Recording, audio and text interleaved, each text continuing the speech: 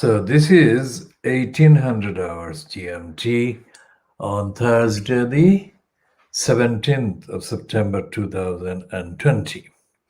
Now, this one is a new one in this format. It's not the new one in the contents terms or in the terms of my creation, but it is in presentational terms a new one. So it's the world exclusive Muhammad Haque Lines of Anger in a climate caused by the wrong ones occupying the spots in public offices all over the world.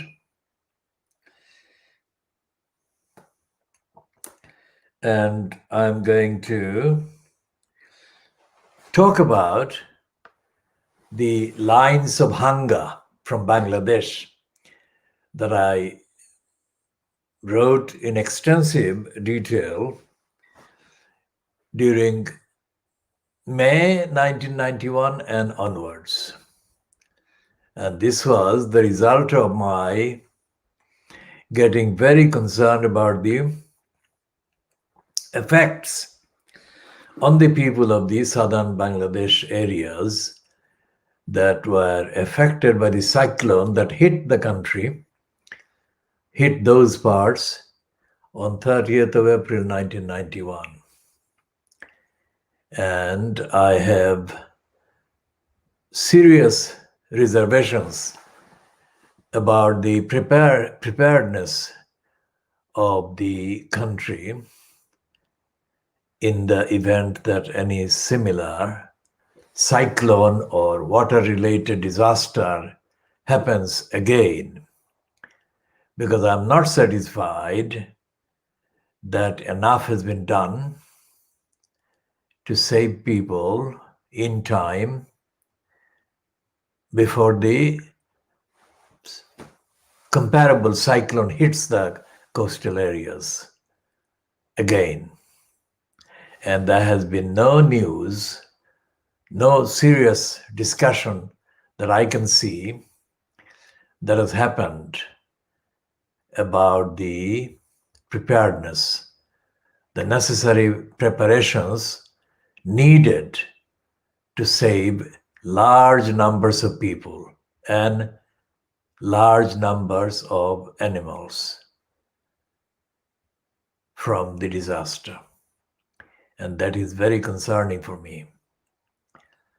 And I say this because I created a kind of movement in May 1991 in London, all by myself, as most of these movements have been and are. And I was successful in putting timely pressure on the UK government, then fronted by John Major, and convinced his administration that urgent help should be made available to the government of Bangladesh to deal with or help deal with the effects of the cyclone that had hit the country, southern areas, on 30th of April 1991. And as a result of my intervention, John Major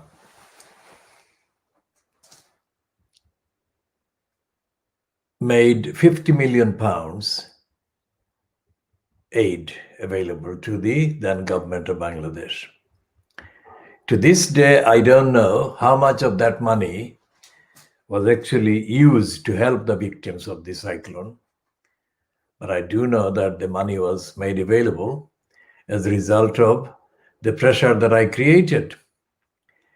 And the hallmark of that pressure was symbolized in the BBC News, aired in BBC News at 10, airing my appearance and presentation of a demand at number 10 Downing Street featured as number one item on the BBC News at 10, presented that night was somebody who later became a political kind of party candidate and also has been serving as the media spokesperson for the parents of Madeleine McCann.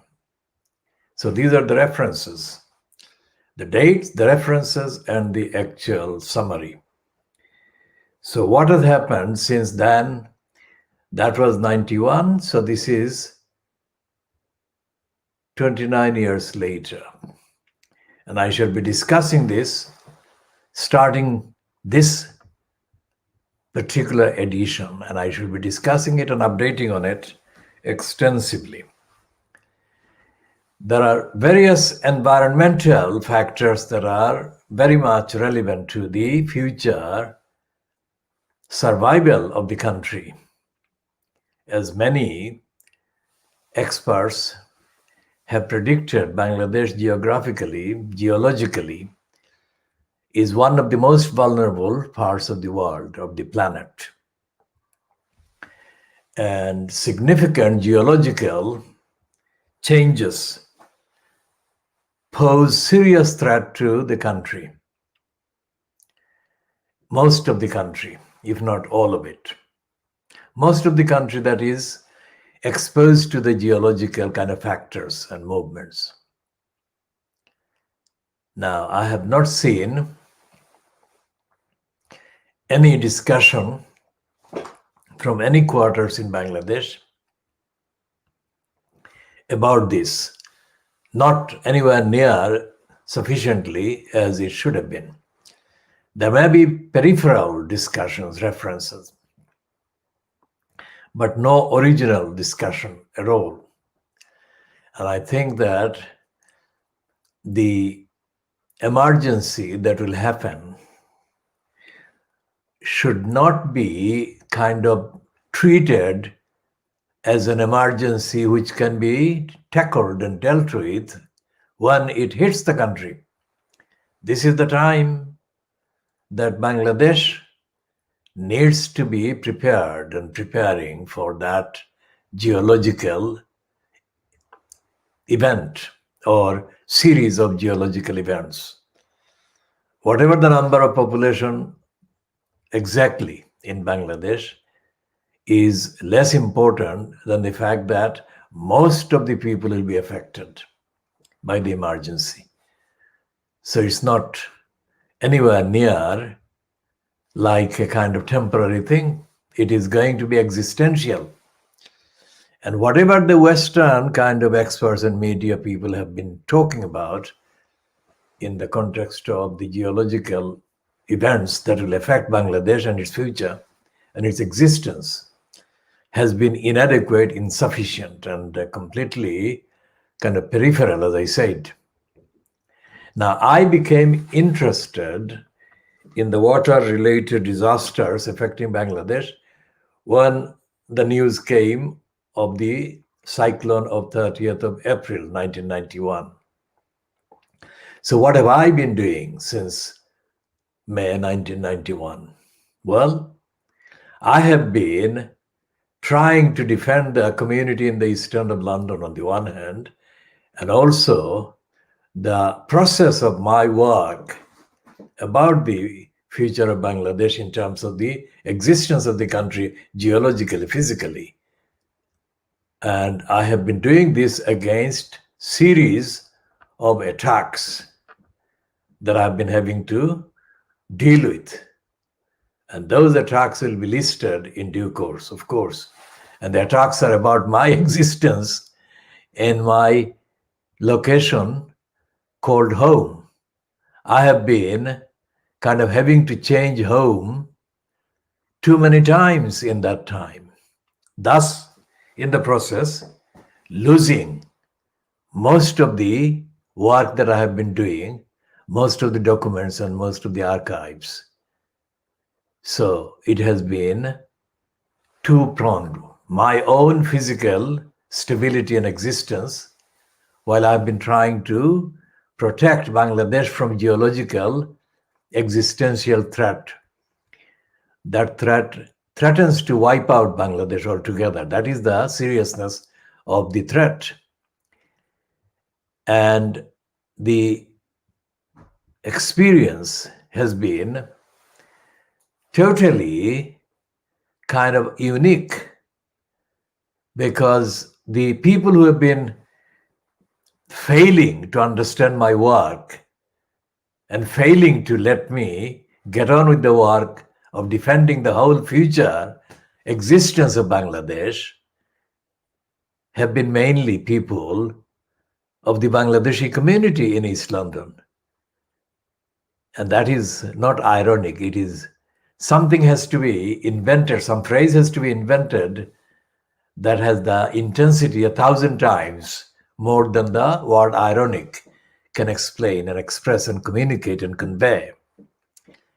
This is the total depth of darkness that the community exists in. Total darkness and ignorance. The community in Tower Hamlets, I'm talking now about Bangladeshis in the main, although I'm speaking in English, and I'm speaking in English for a reason.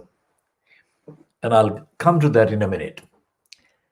The Bangladeshi community in Tower Hamlets has got an identity as Bangladeshis and kind of sort of coherent when it comes to marshalling the votes at election time, and sort of religious kind of coherence when it comes to the saying of prayers in some of the mosques. But most people are not cohering around the faith. By that I mean they're not cohering around the lessons of the faith, the lessons that are contained in the traditions of the Prophet and the sayings of the Prophet, and the solidarity among people is not present. The solidarity is there as a token thing, but it's not really there. And I think that is something that has affected the people failing to understand what I've been doing. So they've been interrupting my work. And their purpose for interrupting my work has been quite understandable. Even I understand that. It is the likelihood, the possibility, the potential of gain. Like, for example, in my absence, somebody makes a contract to give away my own home in exchange for some kind of money. That is the kind of level of total ignorance that has prevailed in the last 29 years. Well, it had prevailed before, but that 29 years is about the 1990-91 cyclone. That's what I'm talking about. So let's count from May 1991 and what I've been doing. So I have been trying to write the stuff, I've been trying to research the stuff, and I've been trying to present the stuff about Bangladesh, in particular, about the geological and cyclone-related, water-related disasters and threats to the very existence of the country, or the very existence of most of the country. And there has been no platform in the UK, as far as I know. There has been no forum, there has been no association, no outlet that has been even aware, remotely aware of the need to encourage this study, let alone to let me get on with this. So that is the very brief summary of what I've been doing. And in the last 29 years, I have had to change places about 20 times, not caused by me, but caused by other people trying to take over my space, my quote home space. And that is what has been happening. And in that happening of 29 years, Tower Hamlets Council has played a very significantly criminal role. So anyone watching this and hearing me talk about criminals and crimes and criminality and corruption must understand that there is a very serious evidential base to every single incidence of my using the word or concept of criminality. When this Irishman wrote the book, The Gulliver's Travels, and especially wrote about Lilliput, what did he know about Bangladesh? He didn't know about Bangladesh because Bangladesh didn't exist as a country in that way, in the name. But he actually borrowed information about an island that is actually situated in that part of the world, not far from Bangladesh, but that is an island, and the description, obviously, of Lilliput is a distorted, fictionally distorted kind of description. But it's not very unrepresentative of the principles. And I'll come to the principles in a minute. The principles are that the people who met Gulliver, were small compared to him, and they had to climb on top of him by using ladders and so forth. So that's the difference in sizes between him and them. And there was a series of descriptions about their mental abilities, limitations. In the case of Bangladesh, forget about the political side, just the existence of the country, the soil, the water, the plants, the greenery, and all the rest of it. The people in the country, as depicted by currently the social media and on the social media, round the clock, there appears to be a total, absolute lack of moral order in the country. Absolute lack of moral order, coherence in the country.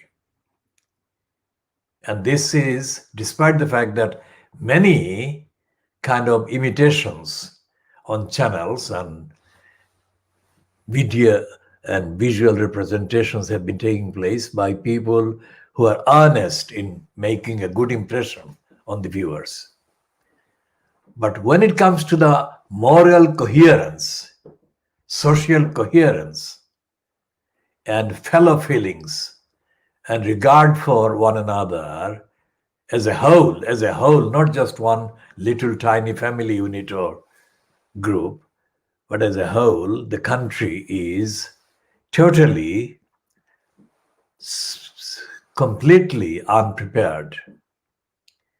So, for example, if the country is hit by cyclone now, any part of the usual targets of the cyclone, there doesn't appear to be any way that most people would survive the attack, unless there is some secret kind of arrangement that I have not noticed that has been made for saving the people in each area that the cyclone may hit. And I'm saying cyclone, it could be any type of storm that is deadly and that is destructive of the plants in the trees and settlements, and also the geology, the actual earth itself underneath. And then there is the geological movement from under the sea, which is what I started with. And what is happening is that there is such depth of hatred among people in terms of political rivalry and intolerance, that a great deal of energy is being wasted in the hatred and the kind of rivalry and the competition. And most of the geological future of the country is being neglected. And the result is that most of the energy, political energy, thinking, intellect, is being totally exhausted. So I'm starting now here talking about the existential future of the country. And what it entails is that in terms of number of people, there are hundreds of millions of people that are going to be affected by the geological upheaval that are going to come. No question, the geological upheavals are going to come. When they will come is a different matter. And when the upheavals come and affect countries like Bangladesh, what Priti Patel is doing in this country, Britain, and what her gang, fronted by Boris Johnson, is doing about the migrants, this will be unbelievably stupid kind of things. Because the surge of people needing refuges, never mind refuges in Britain, but people seeking refuges for sheer survival would be so tremendous that nothing like that has happened in 1,000 years. That is what I'm looking at. And that is what I'm telling Boris Johnson, Priti Patel, and other morons to pause and think about. And that is what I'm telling people like John Major, who is still around. I mean, I warned him in 1992, January 1992, about poverty and hunger. I didn't talk about water-related disasters in that way, but I did talk about the hunger bit. And Jonathan Swift, the Irishman, of course, wrote about the people and the intellectual limitations of the Lilliputians. He didn't talk about the geological kind of thing as much as I'm talking about and as much I'm going to talk about. But essentially, Jonathan Swift, the writer of the Gulliver's Travels, summed up correctly the dilemma, the really deadly, life-threatening dilemma that faces people of two different levels of kind of understanding. As any reader of the Lilliput Travel would understand. And what is happening in Bangladesh and what happened in the last 29 years in London, in Tower Hamlets, actually reproduces that difference of understanding or difference in understanding. What I have been trying to do is like Gulliver. And the Lilliputians have been trying to take the kind of support from underneath me. And in doing that, they have destroyed serious amount of work that I have been doing to save Bangladesh. Not the political entity of Bangladesh as such, as the humanity, the human beings there, the plants there, the whole geological future of Bangladesh. So it is that different. So when I criticized one of the outlets, ethnicity-linked outlets in this country, or the outlets that are produced at the expense of the Bangladeshis or in the name of the Bangladeshis in Tower Hamlets, one criminal boy said that I had not contributed to the community in any way. That criminal boy will be persuaded to recognize his criminal idiocy, and he will withdraw that stupidity. In the meantime, I'm saying that there is nothing, no outlet has existed that has addressed this issue of the Bangladesh as a geological reality disappearing. So this channel, this Kudilar community channel online, will be filling that gap and continuing what I started in 1991.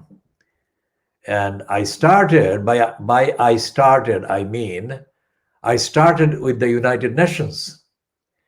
And my main engagement was from New Road in London E1 in Stepney, and by phone and fax to the United Nations offices in Geneva mainly. And what I said then, I'm going to update on in due course, and I'm going to say how the United Nations must resume the work that I asked them to start in 1991. In the 29 years, I have not seen anything that the United Nations has actually done specifically to save Bangladesh geologically. And that is what I want them to do. I want them to resume doing, because I had got them thinking enough and got them to do enough at that time in 91. But then after that, I became targeted as a result of the attack that was launched on my housing by the Royal London Hospital, which is what I've talked about earlier. And the Royal London Hospital began to attack the residents and occupants of whole number of houses situated in the New Road, London E1 area, because the buildings were, many of them, in states of disrepair. And in the case of my address, the building was in a dangerous state of disrepair, and the ceiling fell. And that's the place where I mentioned earlier. The ceiling fell, and the complaint filed with the London Hospital, Royal London Hospital, to demanding immediate repairs, etc. The complaint was met by the Royal London Hospital starting to put the properties at auction. So that is the kind of criminality that the decision makers and managers at the Royal London Hospital indulged in. That is fact. And a man who used to work in housing at the time, and I'm talking about September, this is 17 September, so within the week of the anniversary of that ceiling falling in 1987. A man who was working in housing cooperative, was a man called Brendan O'Sullivan. Brendan O'Sullivan later on went to work for Peabody Housing. But I have been told, I don't know the exact details of where he is, but I've been told that Brendan O'Sullivan has migrated to Australia. I don't know any details about that, but that's what I've been told. And I don't know where he is or whatever he is doing or what state he is in. But that man became fully aware of what was happening with the behavior of the Royal London Hospital. And he, in fact, wrote a letter to the Royal London Hospital management and explaining the work that I was doing and asking them to withdraw that property from auction. That was in 1987. And the Royal London Hospital didn't withdraw that property from the auction. And that auction, or the property put on auction, I wanted to buy it at the auction, but I was prevented from buying the property by, let's say, members of my quote family. What the motivation was? It was not divine, it was not benign, it was totally Lilliputian. They did not see the implication, and they did not want to see the implication, because they thought that if I bought that property, then I would be depriving them of some kind of monetary benefit that they must have been offered by somebody who was going to buy the property or would have bought the property. Now that is Lilliputian. That is the gap that is comparable only with the gap that can be found in the behavior of the Lilliputians. And my family behaved in that way, as has the rest of the community in contact with me, or or with whom I have been in contact in the last 29 years, has been behaving variously as members of the Lilliputian community. And I shall list item by item how that has been happening. Now, it is not fate that this should have happened. I have been making very clear at every stage, and I have been anticipating and predicting what would happen as a result of certain action. But it seems that the mentality possessed by these persons can be summed up by the mentality, and I'm going to use a shocking word, of the migrant. Not the migrant that has been forced to flee their country by the current kind of hunger and disease and genocide and all that, but the migrant who has completely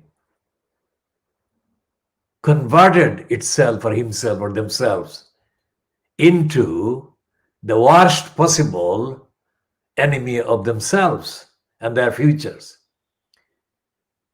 Now, this is a complex statement, but this is a truthful statement based on empirical evidence ongoing right now, this minute. So the future of Bangladesh geologically, I'm not concerned about the party politics, because that is completely beyond description. It is that bad. So I'm going to talk about what is kind of possible to talk about and do something about. And the geology, Bangladesh geology, has to be the priority. And my priority is to create and continue what I started in 1991. An overall comprehensive international awareness and process whereby this coming disaster or series of disasters threatening Bangladesh in this context, but threatening other countries as well, began to be taken. So in 91, I also wrote a number of poems. And the first one, I had been writing about poverty before, but I was kind of additionally inspired to write about hunger and famine. Well, I had been writing about this before even 1974, because I had witnessed the tail end of the famine that Winston Churchill had created in 1943, and its kind of long-term effects were still there in parts of Assam and Sylhet, and what became Sylhet in post-47 eras. And there was hunger and poverty still very much known phenomenon, known factor in the region. So famine and hunger and people dying of hunger was not news to me. It was known to me as happening in the neighborhood, in the not far distance. So when the UK government issued the employment vouchers system in the early 1960s, it coincided with my observation of the people pulling the boat upstream in the river, what is known Kushiara, which is where I come from. I come from the eastern bank of the river Kushiara. So I was sitting on the bank of the river when I saw these two men pull upstream a boat. And the power that they had to put in pulling the boat was such that I could, although I wasn't them, but I could feel the vibration. I could actually identify with them as to the nightmare kind of suffering that they were going through in pulling that boat, two of them. So when the employment voucher scheme was announced and I read about this, I was the first, and I was the most comprehensive organizer of the formalities of the voucher scheme, and I sent many people from Sylhet to the UK under that scheme at that time. So that was in the early 60s. So forward, so early 70s, early 80s, early 90s. So that's 30 years. So 30 years before the cyclone hit southern Bangladesh on the 30th of April, I had already been aware of the cyclone, if you like. That is to say, the effect of a disaster, effect of the kind of hunger creating situation. So the poverty that I saw around was going to continue. And when it happened,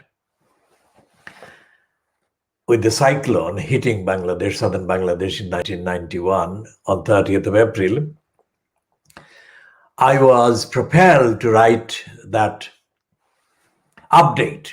I had been writing about poverty before, but that update, which I called, I had already been calling it, but I had called in 91 in an extended way, Lines of Hunger from Bangladesh. And I described lines of hunger in such detail and with such kind of uniqueness. It went on for about 50 pages, typed 50 pages. And the first public reading of the length of the poem was done by me outside the United Nations Association based in London, shortly after the cyclone.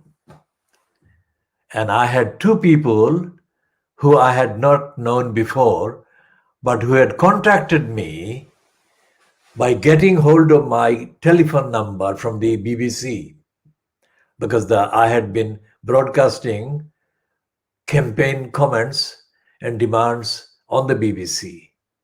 And that particular time, it was probably one of the broadcasts that I had made against racism. But that is how these people who still, I think they still live in Hitchin and Hertfordshire. So they contacted the BBC and got my contact number. And they came over and we went to the United Nations Association in London and we read my poem, Lines of Hunger from Bangladesh, uniquely written and uniquely styled and uniquely angry and uniquely factual and uniquely evidential. Now, the people in the UK who have been publishing all kinds of outlets, calling them Bangladeshi and whatever, all of them, all of them have been on a different kind of level. It's like a Lilliputian level of idiocy and ignorance and disconnection and imitation. Because the only thing they actually publish is whatever is published in Bangladesh, in Dhaka, and in kind of both in print and in online and similar. And they have no idea about the detachment, the independence that they have to have from that kind of, it is completely backward, darkish, dark ageist, incestuous obsession with these little cycles of politicos.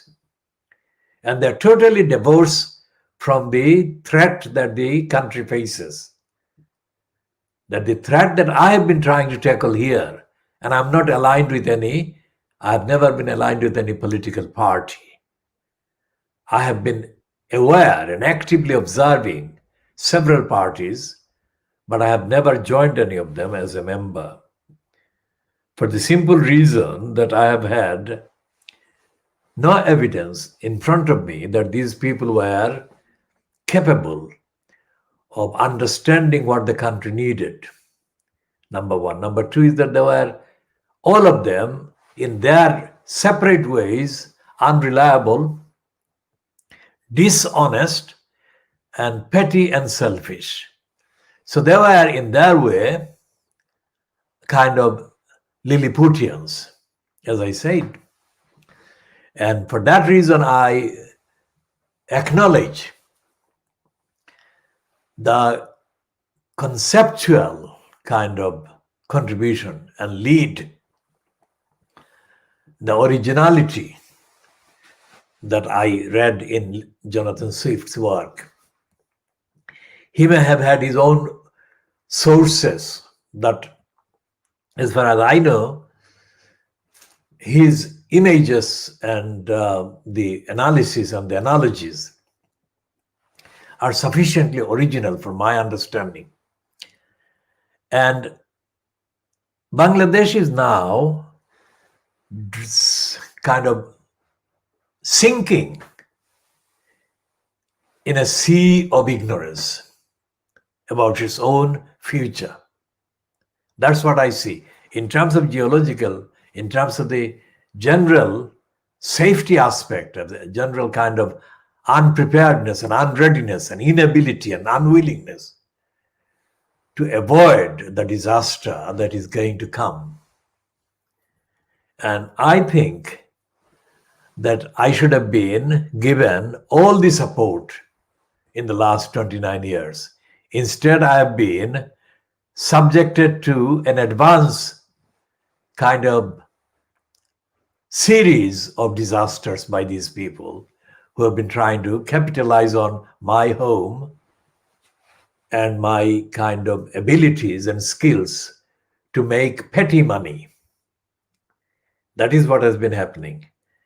And that is why the work that I have been kind of prevented from completing, and the work that I began with the Lines of Hunger from Bangladesh, is now overdue for completion and updating. And what is happening here is I'm going to remember as much as I can of what I wrote, and I am going to think as much as I can of what I can write now about what Bangladesh needs in terms of its geological existence. Geological, remember, it's not motivated by any, absolutely no connection with any political party, because I know that there are all kinds of snitches and spies and whatever that want to find some kind of signs of political affiliation in any work. I have no political affiliation, and anyone who expects to find any, they won't find any, because I'm concerned about the land, the actual sea and the water and the geology of Bangladesh, And by that, the ordinary human beings will be affected by the accidents and the disasters that are going to come. I also wrote letters to the United Nations explaining in 91 what the country needed in terms of preparedness, and I shall update on those. And I wrote and I spoke at length on the telephone to the people in the UN agencies, and I am going to, as I say, reconstruct as much as I can of what I said to them in 1991. And I'm going to cover some of the things that have been long overdue to be updated. Now, I also wrote poetry about the backwardness in the culture, not about any group, the general backwardness in the culture, which I've been talking about, including the backwardness about the kind of rituals and the festivals, like, for example, during the Eid, two Eids. Bangladesh is a predominantly Muslim country, so the Eids, at the end of the month of Ramadan and 2.5 months after that, the Eid al-Adha, completely contrary to the spirit of Islam, as I understand it, and as it should be objectively understood, most people are allowed to indulge the propensity to kind of brag and boast, not share and be modest. So the brag and boast means that most of the money that are spent by the people under the kind of excuse of the Eid is wasted in buying clothes and whatever for themselves, and forgetting that the both Eids should be shared for, and especially with the people who have not or who have less. And so I wrote a poem called The Anger, Lines of Anger at Eid, I have written. And the anger is about all the excesses that people kind of indulge in and are tolerated to indulge in. What I mean by tolerated is that all the kind of leaders in the community, all kinds of leaders, faith leaders, social leaders, and so on, don't do anything like enough to discourage that kind of behavior. So we are talking about hunger, and we are talking about anger, and we are talking about the environment, we are talking about the prevention of hunger and the prevention of the disaster that is going to be manifold if the disaster, the natural disaster, is not prepared for in time and adequately. And there is no kind of sign in the behavior during the Eids that people even know that the country is in a geologically, environmentally, in a very volatile, uncertain spot. And that is what I need to address over and over again. And that is something, again, is not part of the agenda anywhere in the so-called media outlets that are operated either in Bangladesh or in the name of the Bangladeshi community in the UK. All these outlets are controlled and operated by persons who are totally devoid of this awareness or this responsibility. And they are engaged in kind of exchanging totally irresponsibly, exchanging kind of criticisms against one another, which amount to nothing. Neither side amounts to anything because they are not defending and protecting the ecology and the geology of Bangladesh, and they are not helping the children of Bangladeshi people who are growing up here, and many of which who are being left abandoned in states, various states of no education whatsoever about anything. So this will be the other type of programs apart from, in addition to the scheduled programs that we shall be running. And of course, one of the main schedules would be the diagnosis, world exclusive diagnosis of the media in this country. But we shall be diagnosing other media as well and other kind of aspects of behavior in societal forms, including the responsibilities of the kind of academies, the institutions in here and abroad, internationally, and also in context in Bangladesh and in the subcontinent, the rest of the subcontinent. And as I said, the responsibilities of the people who are occupying positions of power in the countries in the subcontinent, in Bangladesh, in India, and Pakistan, the responsibilities have to be seen objectively. As far as I'm concerned, as far as this campaign is concerned, we see those objectively at all times.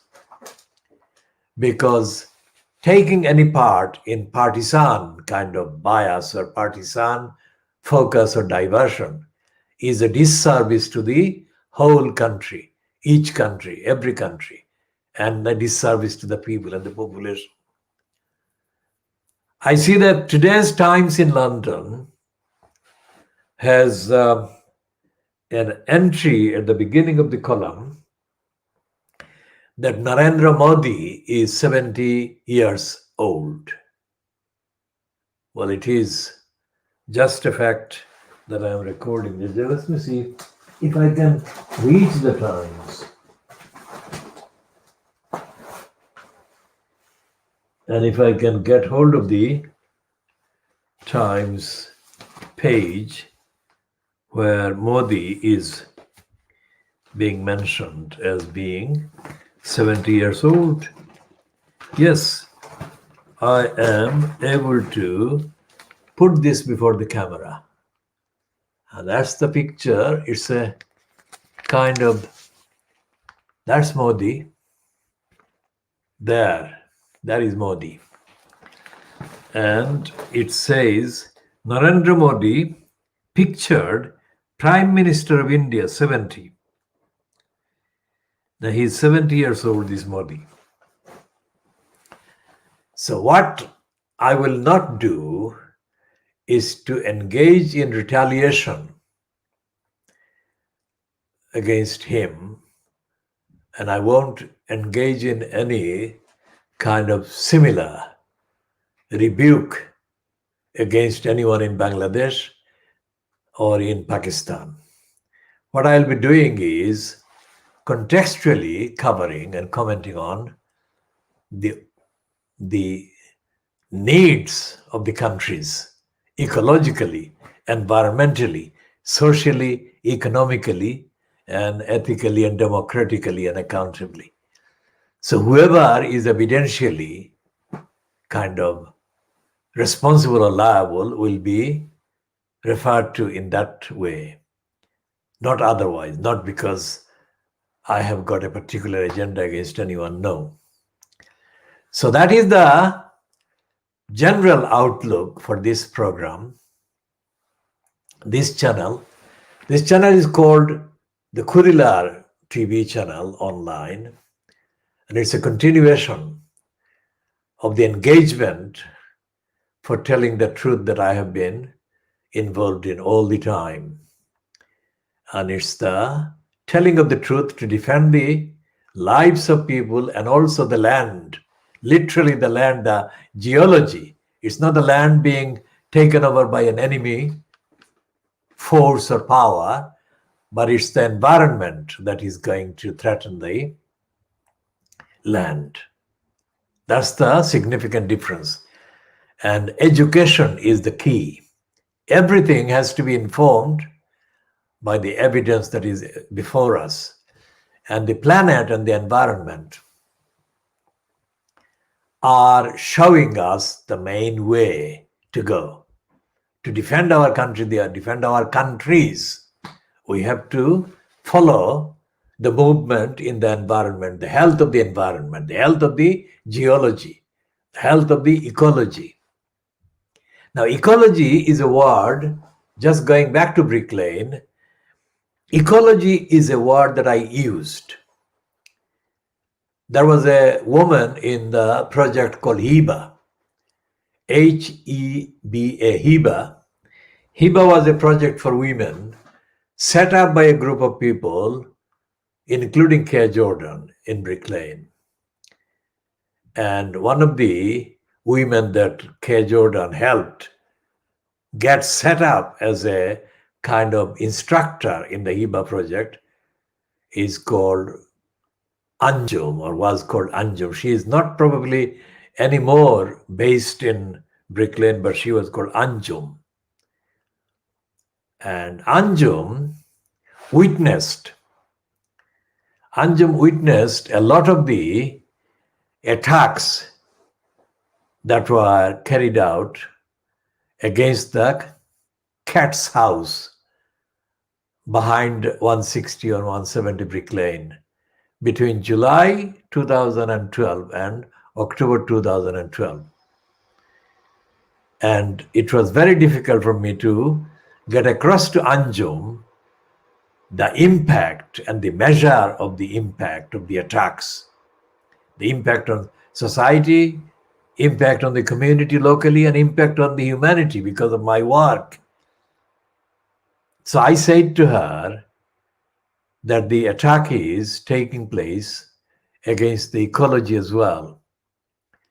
And she did not understand the concept of ecology or the application of the word to the events of the attacks that were taking place right then.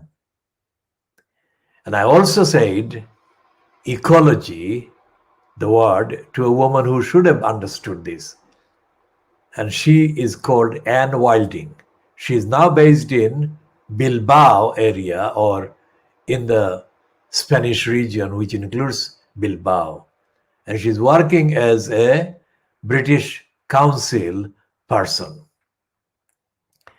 And there will be references to Anne Wilding, quite a lot of references to Anne Wilding as to what she witnessed and what she allowed to happen in those kind of months against the ecology.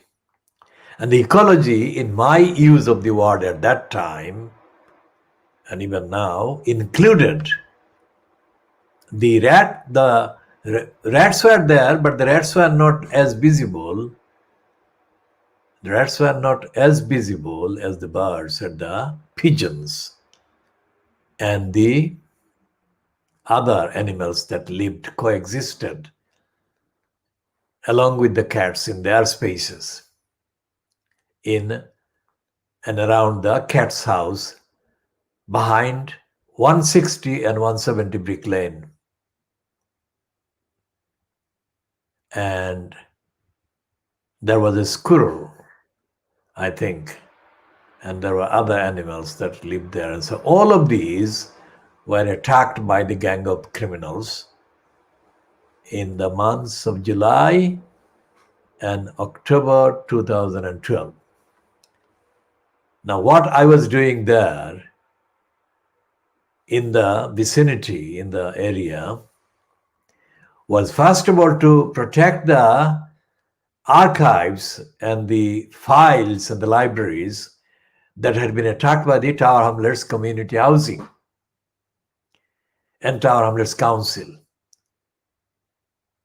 Think about all of these factors. These are all evidence and facts, and I'm giving the summaries of literally hundreds of thousands of words contained in the communications, in the emails, and in the documents of evidence. Now, what I was required to do by the attacks and the events could not have been done by 100 persons working full time. And I'm saying this on the record and on the evidence because I was put in a position where I had to protect the safety of the 3 cats as well as protect the 24 to 28 computers that I had been using at various times, not at once all of those, but I had been using more than one computer at one time, but there had been an accumulation of computers and desktops, mainly because they contained otherwise unsaved files and documents and data. And this was an ongoing battle, literally a dynamic process of such speed that was not prescribed in a book, nor had I been given any indication to expect. So that was what I was having to deal with. And it all began with the Royal London Hospital putting my house on auction in October 1987. And when they put the house at auction in 1987, they also immediately endangered the equivalent of the British Library, let's say. To me, it was the equivalent of the British Library, the Library of Congress, the Moscow Library, and all the other libraries that I could access, if you like, all at once, combined. Because a library is meaningless as an anonymous kind of place. A library is against one person.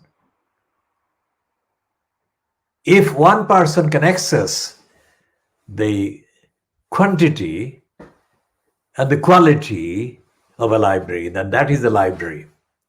So I access the entirety of the available, if you like, storage of knowledge in my way.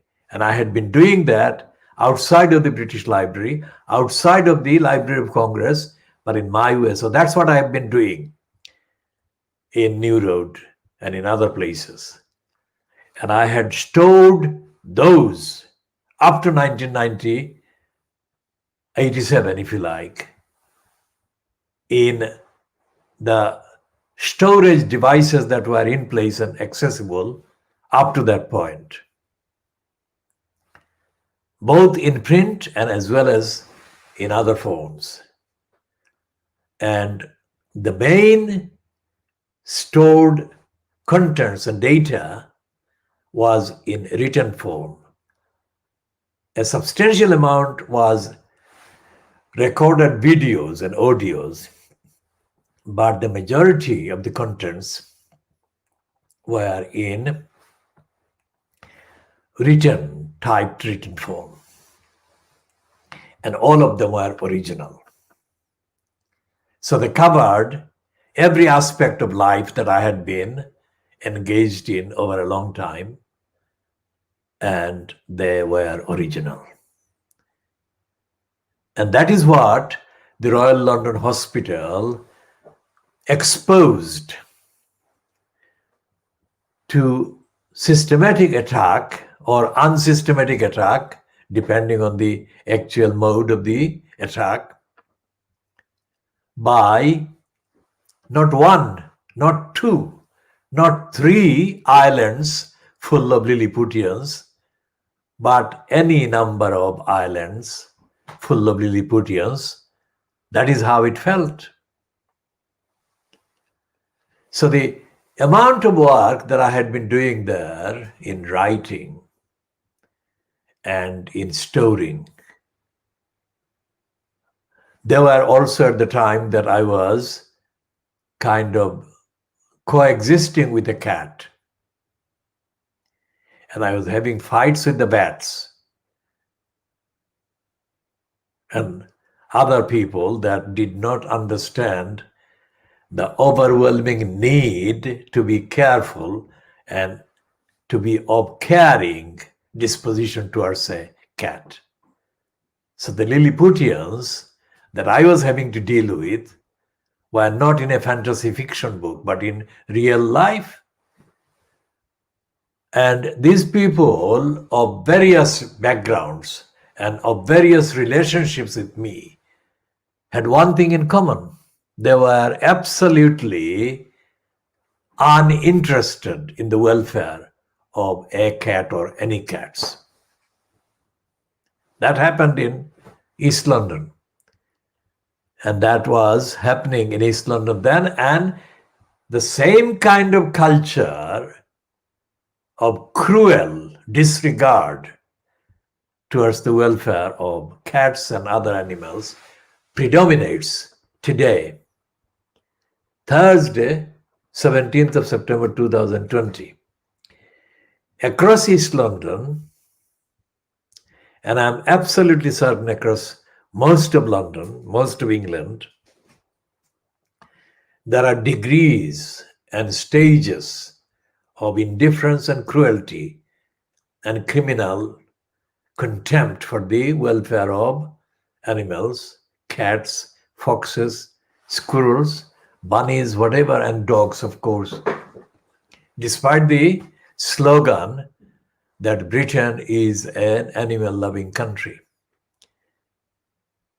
I have news for those who say that.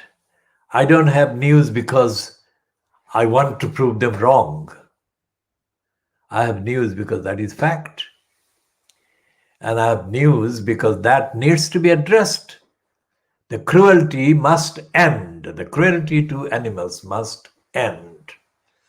And cruelty to animals cannot end in a society where poor people are being forced to commit suicide by the UK government, central government, which is what has been happening with the DWP sanctioning people and making them feel so worthless and desperate that thousands of them have committed suicide. So, this is another Lilliput. And this is why the attack on the educational, intellectual, investigative, original research work that I had been doing in New Road has to be seen in the context of everything else in the society. And when I say my relations, I am being absolutely candid there because they behaved in that way where I'm saying they behaved. It's not because I have got some kind of spite against them. I have none. But the fact that they were my relations does not alter the facts of what they did. And they did totally the identical things that any other set of people in the community would have done, and actually has been doing, because I have been encountering these people in the context of protecting other materials, and I have seen the similar identical behavior of disregard and distance and complete strangeness and inability to understand. So it's like not just another planet, it's far, far more kind of worrying than just another planet. So when Ed Miliband stood up on Monday this week and delivered that particular speech, the content might have been delivered or even scripted by Keir Starmer, no doubt about that. Or most of the substance of it might have been checked with Keir Starmer. But the way that Ed Miliband delivered that speech, and the way that that speech and that delivery made Boris Johnson look completely cornered and completely puffed out, that is what distinguishes that delivery from all of Keir Starmer's work as a leader so far. Now that is the kind of quality of difference that makes the difference. And what I'm saying is that the entirety of the work that has been done by 1,000 postdoctoral researchers from Oxbridge and the Russell Group of universities would be nothing when compared with one piece of work that actually encompasses and summarizes the difference between a country sinking totally and a country staying alive or being brought to life. That's the kind of difference. And I'm saying that in the decades since Harold Wilson resigned,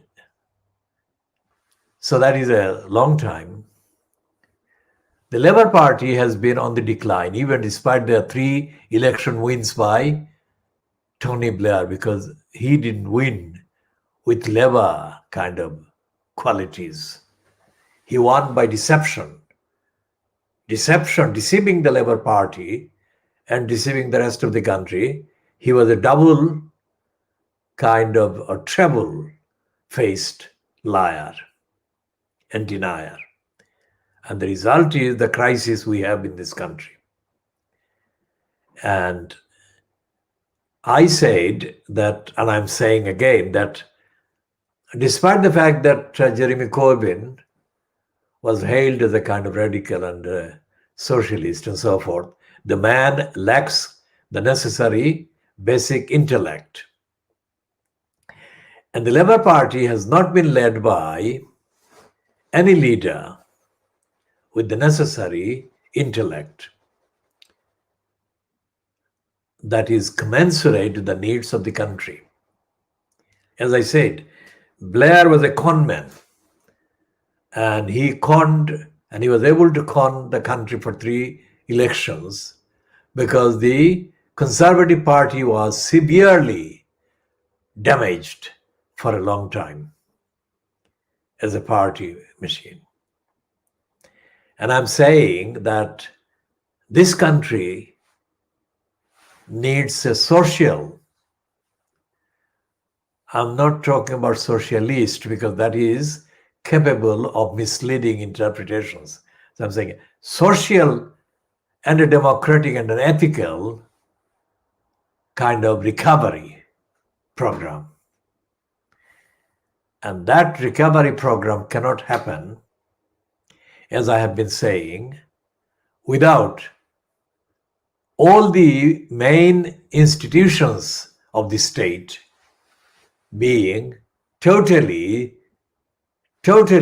replaced, not reformed, replaced by something that is moral, ethical, and fair and just and transparent. That is not possible by reforming. So what will make that possible?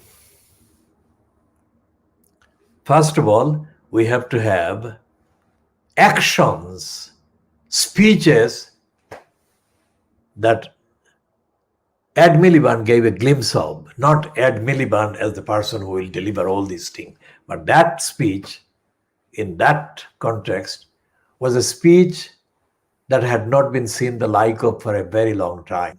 As I said, it lasted maybe the main part of it, the main impact of it was only kind of like 1 minute or 1.5 minute long. But it did come with a very good kind of background, and it ended with a good, neat finish.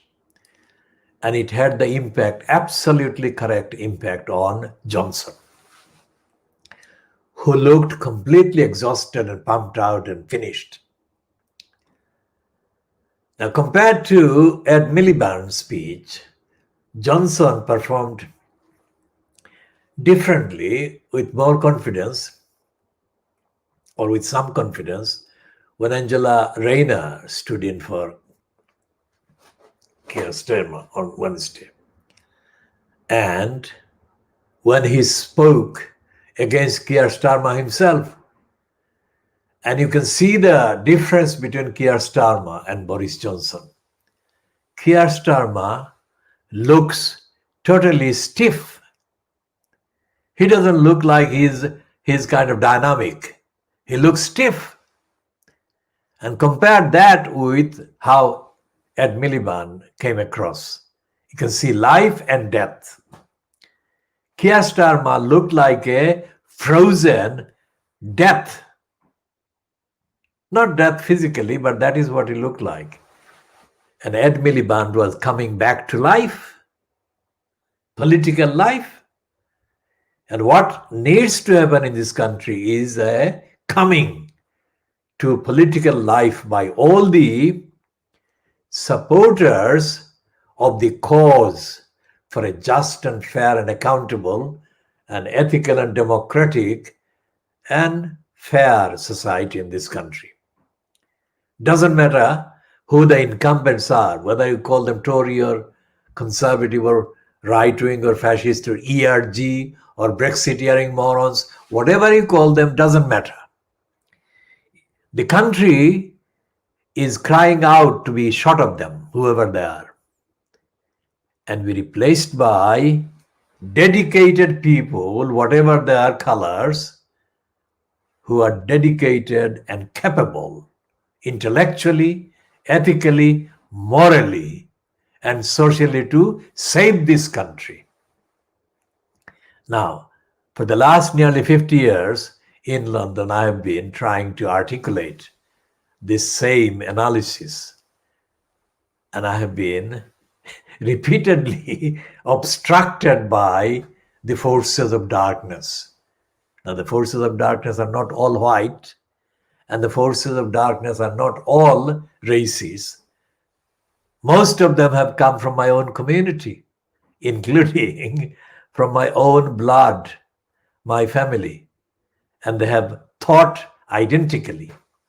They have thought that thinking about ethics and morality and fairness and integrity is not as important as going for the money.